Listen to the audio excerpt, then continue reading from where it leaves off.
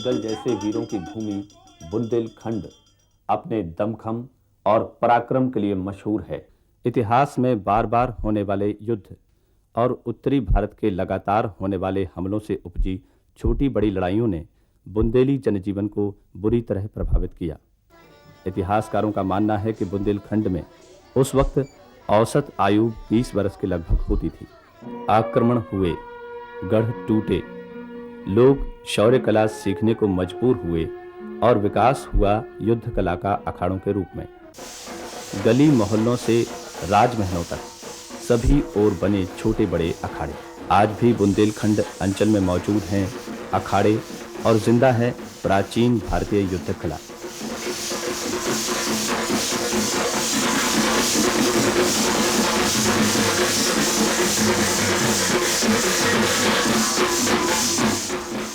विशेष रूप से यहाँ देखने को मिलती है लाठी चलाने की कला, जिसे पटा बनेटी कहते हैं ये लोग। कद से ऊंची लाठी, एक का मुकाबला 2 से तो कभी कभी 4 से 8 से और 10-10 आदमियों से अकेले भिड़ने की कला सचमुच अचरज में डाल देती है।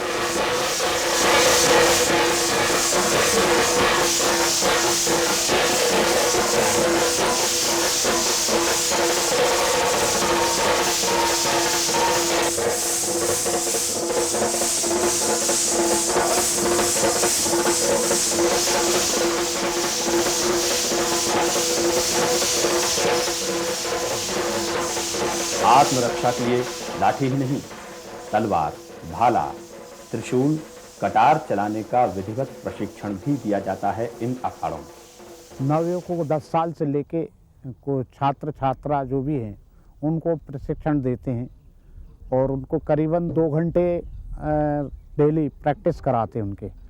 उसमें लाठी, तलवार, भाला, फरसा, कटार, त्रिशूल, जो हमारे प्राचीनतम शस्त्र हैं, पटा बनेटी, इनका ही हम प्रशिक्षण देते हैं।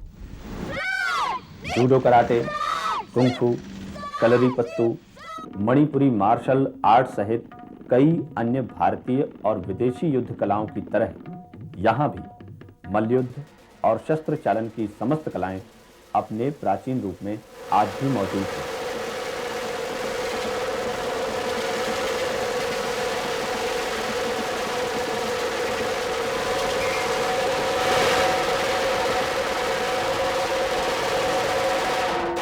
बरस भर रहती है धूम इन देशी अखाड़ों में। कुश्ती, जोर और विभिन्न अभ्यासों द्वारा शरीर की ताकत बढ़ाने और बनाए रखने की जद्दोजहद। नागपंचमी पर होने वाली कुश्ती प्रतियोगिता के अलावा शक्ति पूजा यानी नवरात्रि के अवसर पर अखाड़ों की सक्रियता खास तौर पर नजर आती है।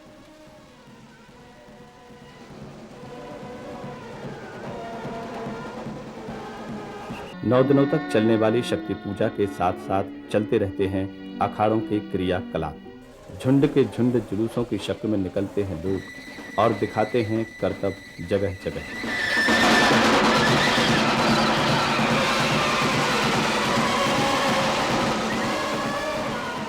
हर आदमी पिस्तौल लेके नहीं चल सकता, हर आदमी के पास पिस्तौल नहीं रहती है, बम भी लेके नहीं चल सकता है। लाठी एक ऐसा शस्त्र है जो कहीं भी प्राप्त होता है और लाठी एक ऐसा चलन है जिससे 8-10 आदमियों से कम अच्छा लाठी चलाने वाला है तो 8-10 आदमियों से तो अपना मुकाबला कर सकता है।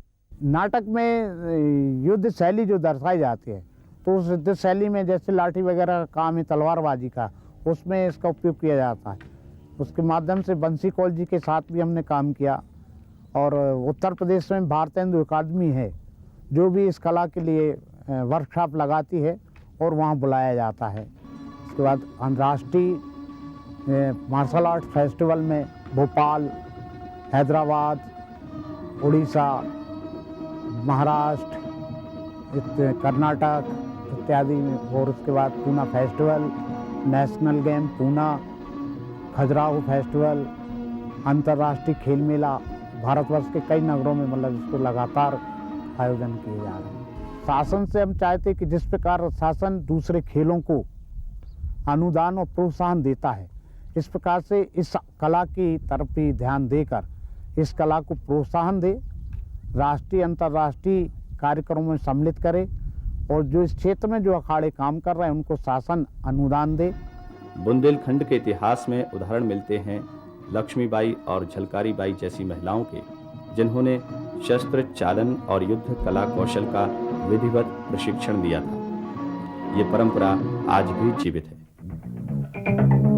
20वीं सदी के अंतिम समय में आए बदलाव के दौर में जबकि मल्टी जिम्नेजियम और फिटनेस क्लब का चलन बढ़ता जा रहा है, देशी अखाड़ों के अस्तित्व पर प्रश्न चिन्ह लगना लाजमी है। फिजिकल फिटनेस, कोऑर्डिनेशन और muscular strength, muscular endurance, flexibility, power, agility, ये सारे डेवलपमेंट जो आधुनिक दृष्टि से इसमें एक ही व्यायाम में पूरे हो जाते हैं। कुश्ती लड़ते हैं, इसके अलावा साइकोलॉजिकली भी आदमी का स्पिरिट, फाइटिंग स्पिरिट है, ये बढ़ती है व्यायाम करने से, क्योंकि ये व्यवहारिक ज़्यादा है। और जब हम जिम में, आधुनिक जिमों में आते हैं तो ये केवल मांसपेशीय विकास तक ही सीमित रहते हैं, जिसमें आईज आर्म्स कोऑर्डिनेशन और आईज लेग्स कोऑर्डिनेशन, ये आपको जो आज पुरानी तलवारबाजी या बेनेडी, इनमें कोऑर्डिनेशन मेन फैक्टर है। ताकत की अपेक्षा कोऑर्डिनेशन मेन फैक्टर होता है। लेकिन तलवारबाजी और लाठीबाजी ये खेल हैं जिसमें आप टेक्निक्स भी है, स्किल भी है, टैक्टिक्स भी है और साथ साथ शारीरिक व्यायाम भी है।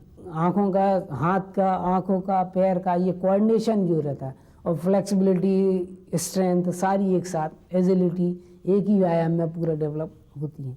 और उसके साथ आपका शारीरिक व्यायाम भी हो रहा है। अपर बॉडी पूरा एक साथ लाठी को घुमाते हुए काम कर रही है, तो उसके साथ उसका फुल रेंज ऑफ मोशन में शोल्डर मसल्स काम कर रहा है, रिस्ट काम कर रहा है।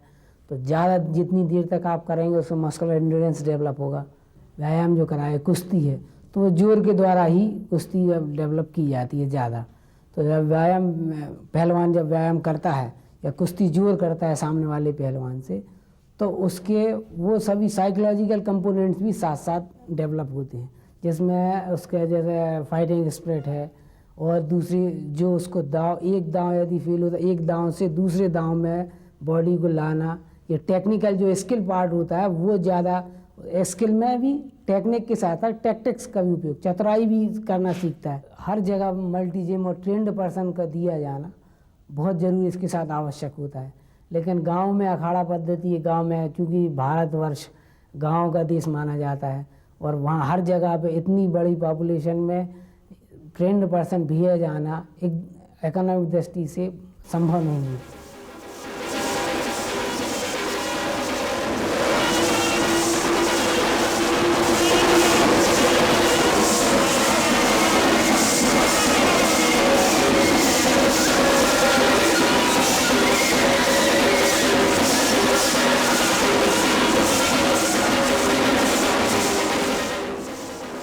तेजी से समाप्त हो रही परंपराओं के इस दौर में प्राचीन बुंदेलखंडी शौर्य कला यानी मार्शल आर्ट की परंपरा कब तक जीवित रहेगी, ये तो समय ही बतलाएगा।